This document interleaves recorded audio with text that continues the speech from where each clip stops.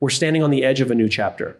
The clock is ticking, and while most people wait for change to happen to them, the truly fulfilled ones, those who lead with clarity and live with purpose, initiate the change. Not later, not someday, but now. You don't need a new year or a rock bottom moment to pivot. What you need is a conscious decision to start leading your life instead of reacting to it. So here are 5 life-changing things you must do before 2026, not for your resume, not for social approval, but for your soul, your clarity, and your growth. 1, clarify your purpose. Not just your goals. Most people confuse goals with purpose. A goal is a finish line. A purpose is the reason you run in the first place. Before 2026, sit with yourself. Journal if you need to. Ask yourself questions that aren't about metrics. Ask, why do I want what I want? Who do I want to become? What impact do I hope to leave? You don't find purpose by chasing what others praise. You discover it by listening to what gives you meaning even when no one is watching. Once you clarify that, goals stop feeling like pressure. They start feeling like alignment.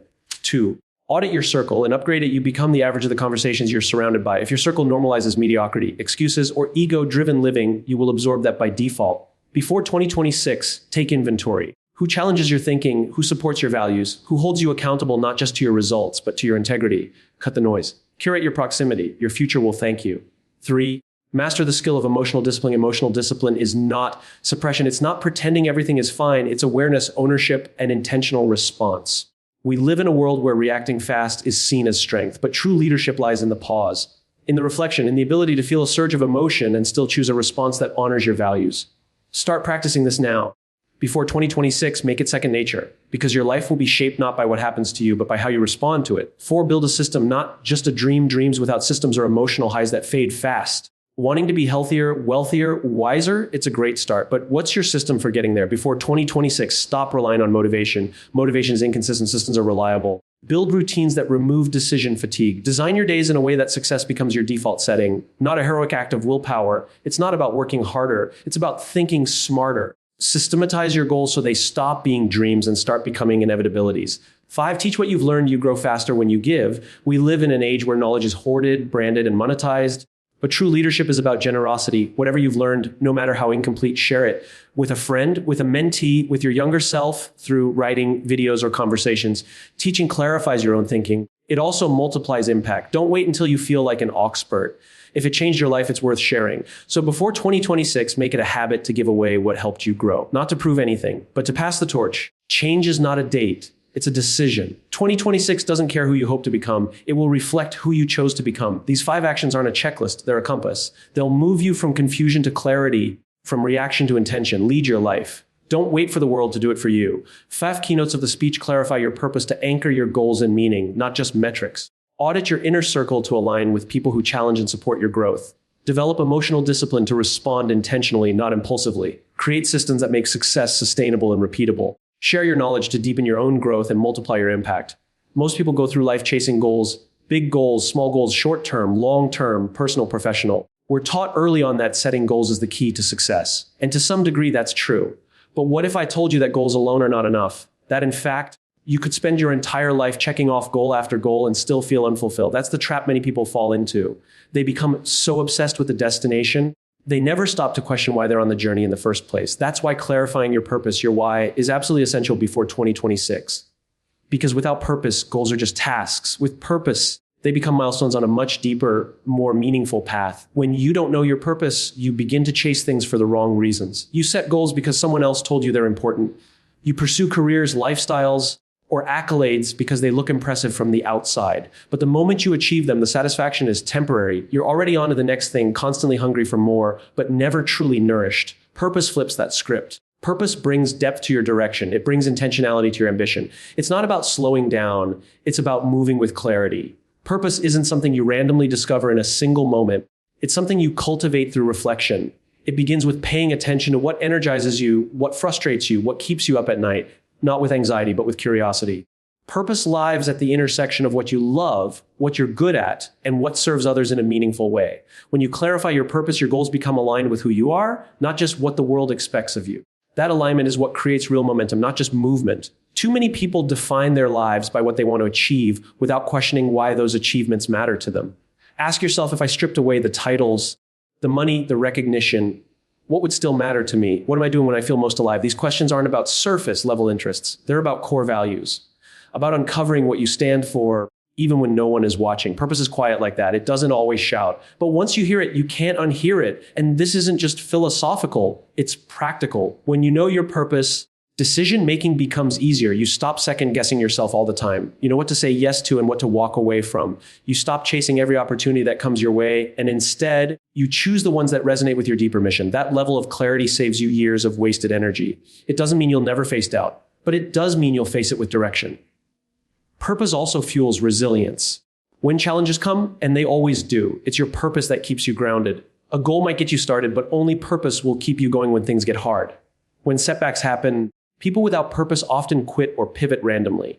But those with purpose persevere. They see obstacles not as the end, but as a necessary part of the journey. That shift in mindset can be the difference between burnout and breakthrough. Before 2026, give yourself permission to stop, not to quit, but to reflect. Strip away the noise, the opinions, the pressure. Get quiet enough to listen to your inner compass journal.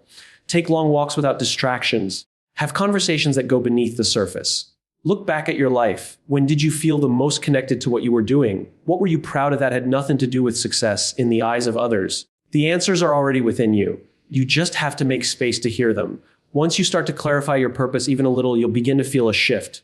You'll move from surviving to contributing, from impressing others to expressing your true self, from chasing goals for validation to pursuing them as a form of service. That's when everything begins to click, not overnight, but gradually, steadily, meaningfully. And that is what transforms a life from busy to fulfilled. Not doing more, but doing what matters. That clarity is not a luxury, it's a responsibility, one that you owe to yourself and to everyone whose life you'll touch. Your environment shapes you more than you realize. The people you surround yourself with have a direct impact on your thoughts, your habits, your self-belief, and ultimately, your future. That's why auditing your circle before 2026 is not just helpful. It's essential. We often underestimate just how much influence our peers, colleagues, family members, and even online connections have over our mindset. If you're constantly surrounded by people who are complacent, negative, or reactive, it's only a matter of time before those patterns become your own. And the most dangerous part, it often happens so gradually that you don't even notice until you're stuck in a version of yourself that no longer feels right. You need to be intentional with who you give access to your energy. Not everyone deserves a front row seat to your life. Think of your life like a garden. Some people will help you grow while others will drain the soil and block the sun. Before 2026, you must pause and ask, who in my life challenges me to rise? Who makes me feel seen, not just tolerated? Who pushes me toward alignment, not just achievement?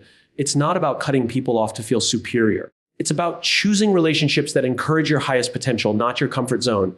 Take an honest inventory. Look at the 5 people you talk to most. Are they building something? Do they have values you admire? Are they curious, self-aware, and growing? Or are they always complaining, stuck in drama, or dismissive of dreams? You can still love people and outgrow them.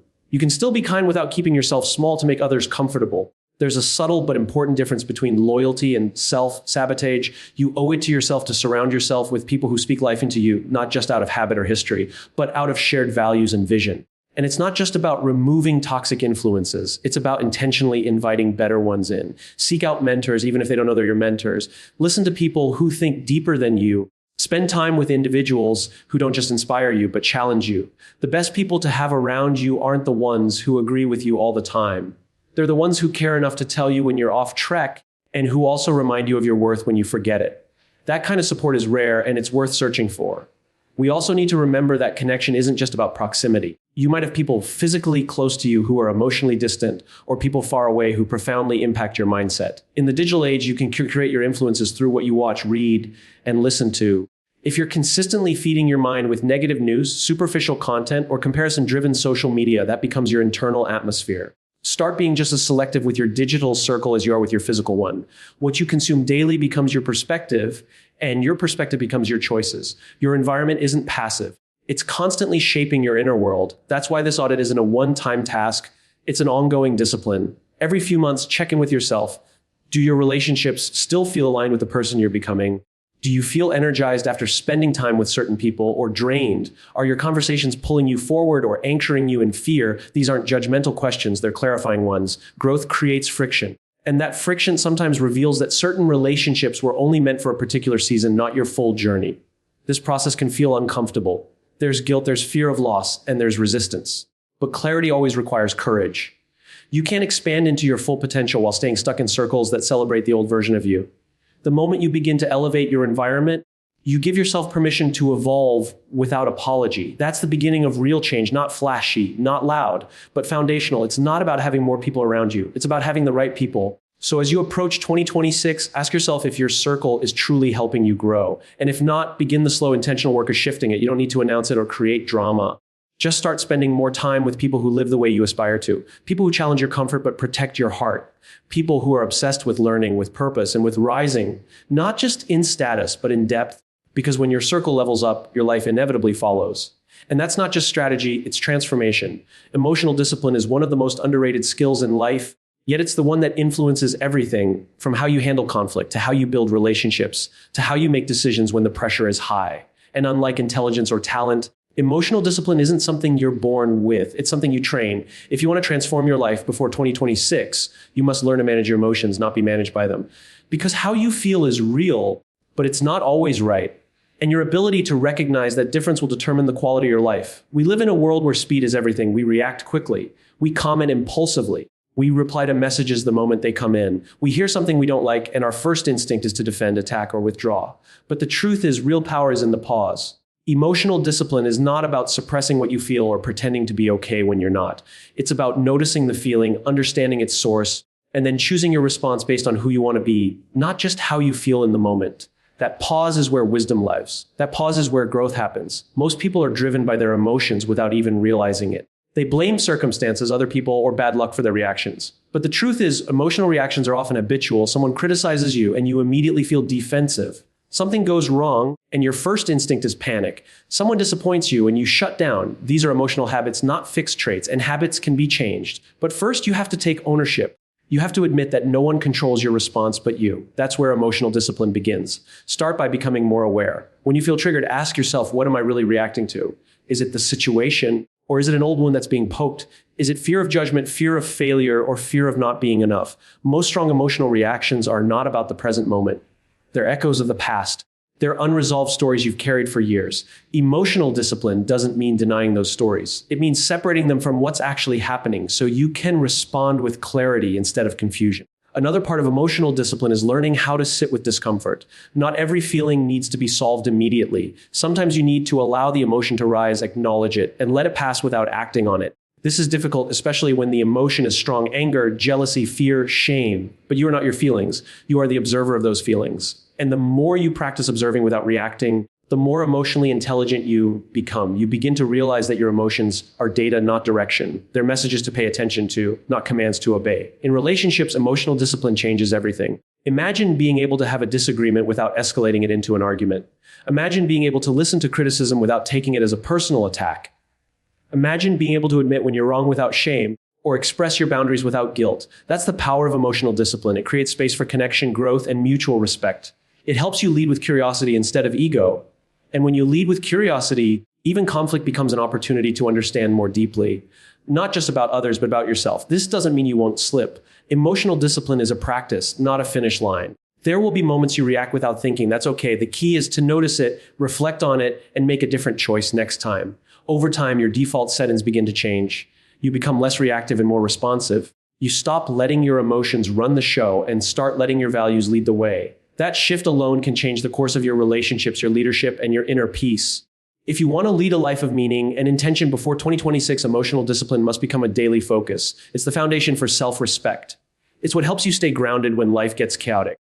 It's what allows you to show up with integrity even when things don't go your way. And it's what gives you the ability to move forward with clarity, not just in the easy moments, but in the hard ones. Because emotional discipline is not about being emotionless, it's about being emotionally wise. And wisdom, when practiced consistently, transforms everything. Dreams are powerful. They give us hope, direction, and something to strive for.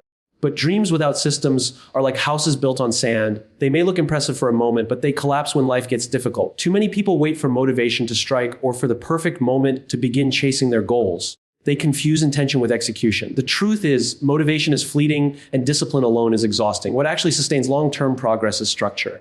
Systems are the silent architects of success. And if you want to see real, lasting change before 2026, you need to stop relying on inspiration and start building systems that support the life you want. A dream tells you where you want to go. A system shows you how to get there every single day.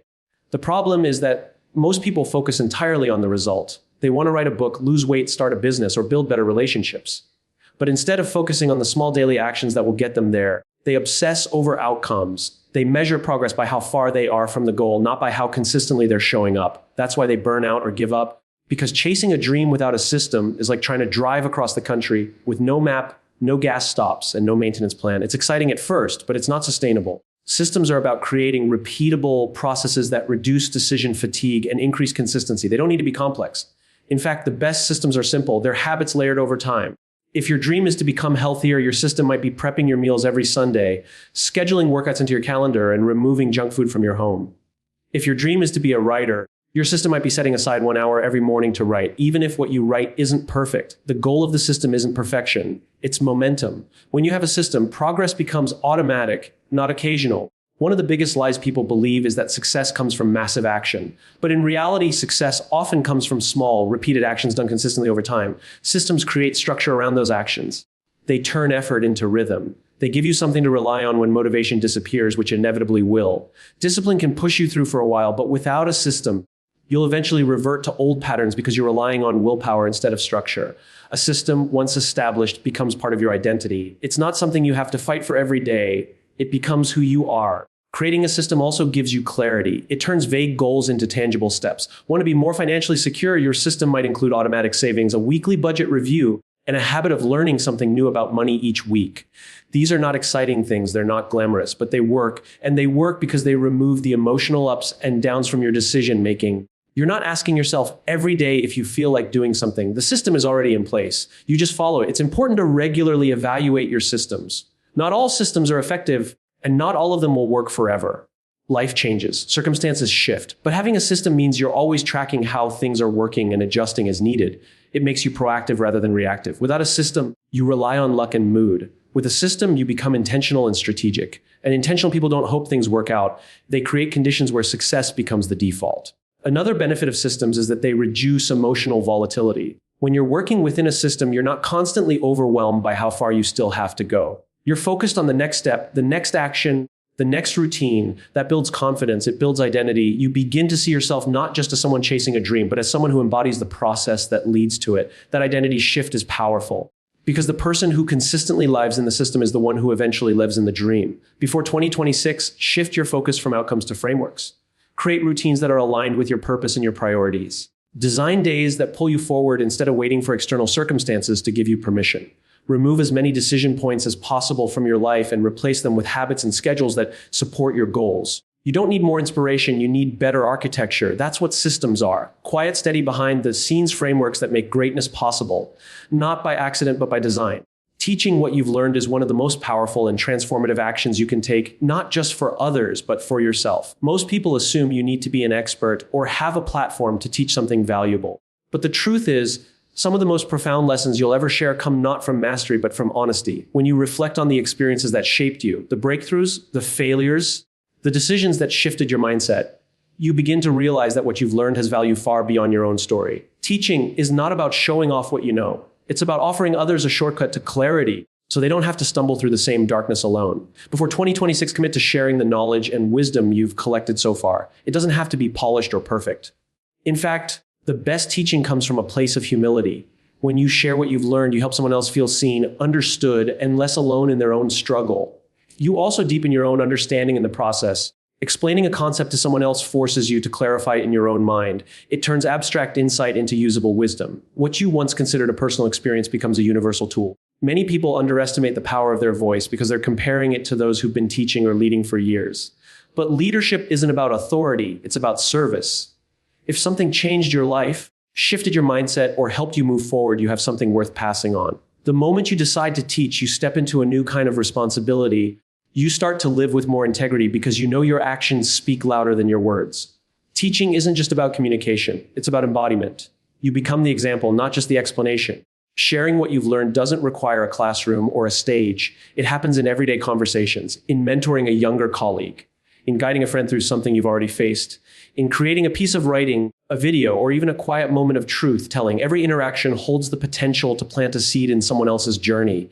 And it's not about giving advice or fixing people.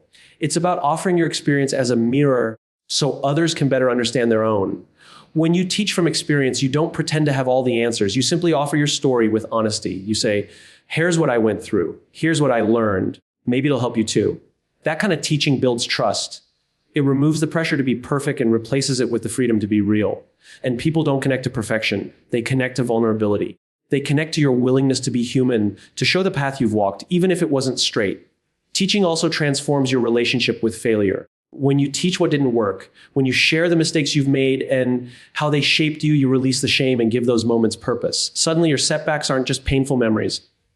They become tools for growth, both for you and for those who learn from you. Teaching gives meaning to your past, and it turns your wounds into wisdom. That's not something to take lightly. That's a gift. And when you start teaching regularly, you begin to live more intentionally. You think twice before acting because you know your actions are part of your message. You reflect more deeply because you know your insights can help others. You become a better learner because you start to view every experience as potential material for growth, not just for yourself, but for someone else too. That awareness shifts your entire mindset. Life stops being something that happens to you and starts becoming something you're responsible for shaping and sharing. Before 2026, challenge yourself to give more than you consume. Teach the younger version of you. Speak to the person who is where you once were. Don't wait for a platform. Create one through consistency and sincerity. You don't need a perfect life to teach. You just need the willingness to share what life has taught you. Because the truth is, someone out there is searching for the exact words, the exact story, or the exact lesson you carry. And when you decide to share it, you not only change their life, you change your own. Teaching isn't just an act of generosity, it's an act of growth. And it's one of the most life-changing decisions you can make. As we approach 2026, the most important thing to realize is that real transformation doesn't come from waiting, wishing, or reacting. It comes from choosing to lead your life with clarity, not confusion. Choosing to shape your environment, not be shaped by it. Choosing to respond with discipline, not emotion. Choosing to build systems that support your future, not just dreams that excite you for a moment. And most importantly, choosing to give back, to teach, to share, to lift others as you grow. These 5 decisions aren't about becoming someone else. They're about becoming more deeply aligned with who you already are at your best. If you take these steps seriously, your life will not only change, it will begin to reflect the kind of impact, intention, and integrity you were always meant to live with. The clock is moving, but so can you. Start now. Choose now. Become who you were always capable of becoming before the world decides for you.